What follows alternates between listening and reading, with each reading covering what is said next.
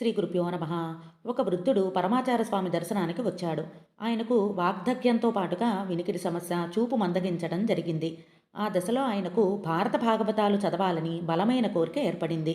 ఆయనకి కళ్ళు, చెవులు సరిగా పనిచేయవు. కనుక తను చదువుకోలేడు, ఎవరైనా చదివినా వినలేడు. తన పరిస్థితిని స్వామివారికి వివరించి తన బలమైన ఆకాంక్షను తెలియచేశాడు.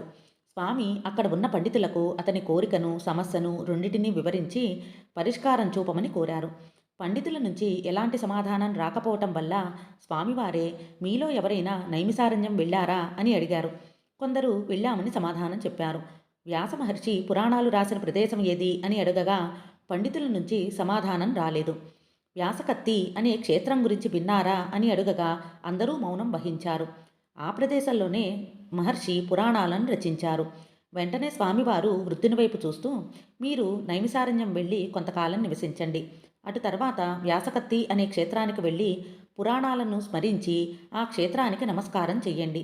మీకు వెంటనే పురాణాలు స్ఫురిస్తాయి అని అనుగ్రహించారు. ఇంత సూక్ష్మంగా వివరించి చెప్పగలిగిన వారు మహాస్వామివారు తప్ప మరెవరు ఉంటారు? వృద్ధుని యొక్క బలమైన కోరికను గ్రహించిన స్వామివారు పురాణాలను స్మరించి నమస్కరిస్తే అవి మీకు స్ఫురిస్తాయి అని వరాన్ని కూడా అనుగ్రహించారు. శ్రీమాత్రే నమః.